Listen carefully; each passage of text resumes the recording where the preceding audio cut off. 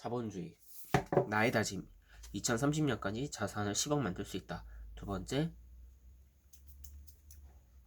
부모님과의 해외여행을 15개 나라를 다닐 수 있다. 세 번째, 나는 결혼할 수 있다.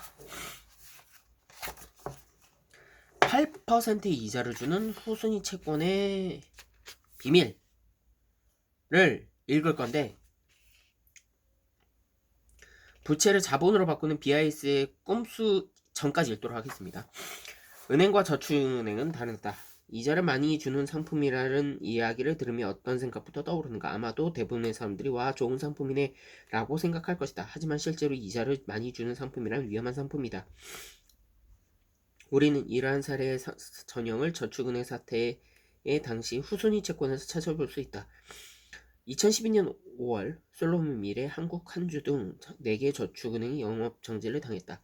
그 후 각종 불법 대출과 비장의 조성 문제로 은행장뿐만 아니라 정치권의 핵심 인물들이 줄줄이 구속됐다. 이러한 사건이 발생한 원인은 2001년도 3월 상호신용금고법이 상호저축은행법으로 개정된 것에 있다고 볼 수 있다. 이 법을 통해 하루아침에 상호신용금고는 저축은행이라는 이름을 얻으면서 환골단태를 하게 된다.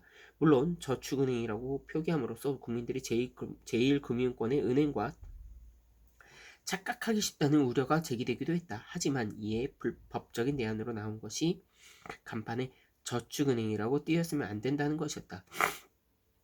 하지만 솔직히 일반인들이 저축은행과 저축은행 띄어쓰기 기준입니다. 이를 알기는 거의 불가능하다. 송승윤 희망재무설계 이사의 설명을 들어보자.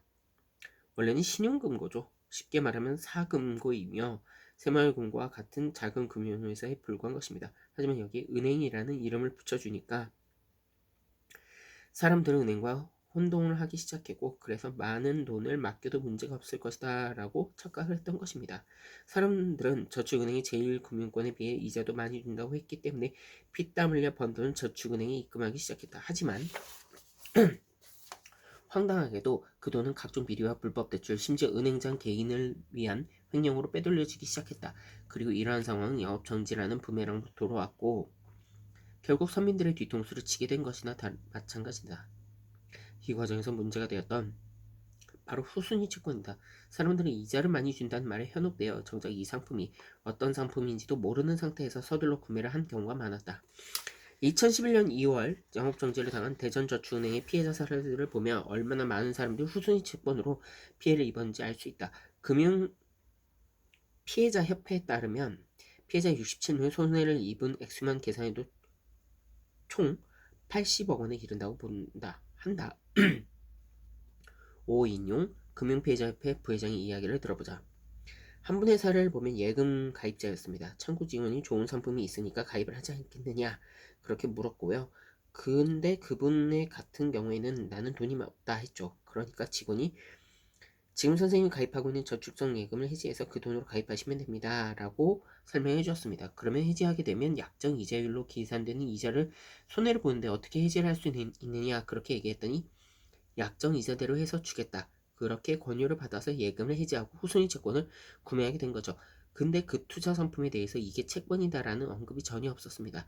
채권이라는 것은 모르고 예금 전환이라고 해서 표현했습니다. 여기까지 읽은 건데요.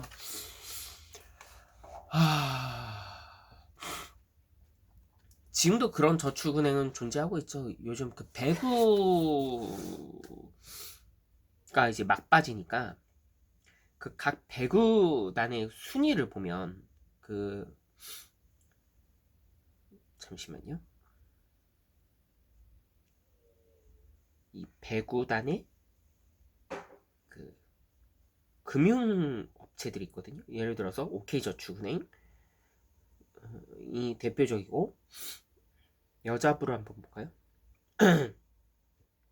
페퍼저축은행. 이 두 곳이 아까 말씀드렸던 이런 사금융의 그런 유명한 사례가 된다고 보면 되겠죠. 사금융이 나쁘다고 얘기하는 것은 아닙니다. 하지만 여러분들이 가입을 할 때 이런 리스크에 대해서는 어느 정도는 주의를 해야 된다라는 게 제 개인적인 소견이고요. 어떤 이는 이렇게 얘기합니다. 하이 리스크 하이 리턴. 뭐 틀린 말은 아닙니다. 하지만 이 손해를 입을 때에 대한 이 경각심은 항상 주의해야 됩니다. 몰빵하면 안 됩니다.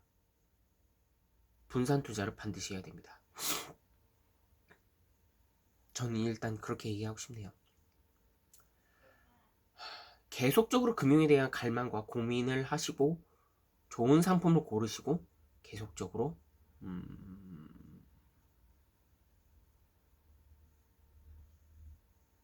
탐구하셨으면 합니다. 네, 내일은 다시 이어서 다른 항목으로 읽도록 하겠습니다. 내일 또 만나요.